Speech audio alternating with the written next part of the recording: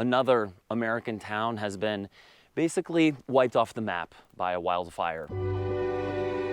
There is hardly anything left in the town of Grizzly Flats, and new research shows that climate change is making these wildfires burn bigger, burn faster, and become even more destructive.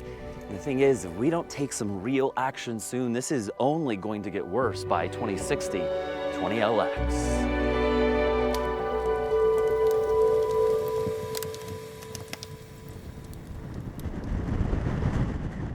The Caldor fire, yet another mega wildfire in the West. But for this scientist at Climate Central, this one is personal. I grew up in El Dorado County. I didn't think that my hometown would be burning, in right now. I thought maybe 5 years from now, maybe 10, but happening right now is really a shock. And I think we need to stop thinking about if and really start thinking about when.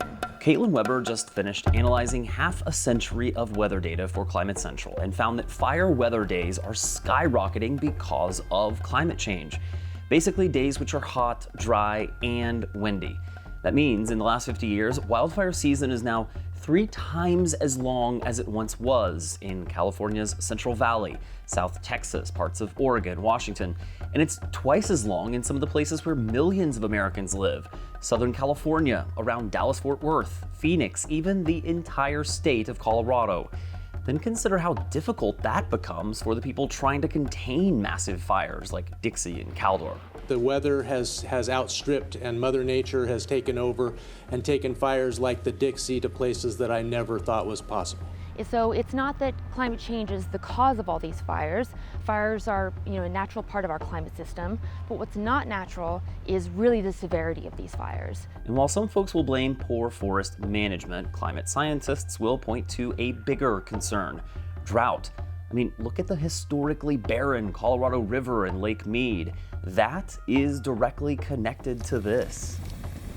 Drought is bad for a few reasons. One, it might kill plants and trees, which would otherwise live. And then once they're dead and on the ground, drought just dries out the branches and leaves more quickly. This is fuel for these wildfires.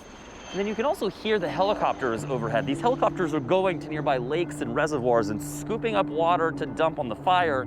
And the worse the drought gets, the less water they have to fight these fires.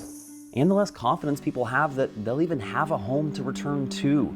Many evacuated and have been camping out since in the parking lot of a Walmart. Well, we've thought about moving before this happens. We were actively looking for properties elsewhere with all this devastation up here. I know a lot of people are going to be thinking that. They're going to say, do we want to stay here?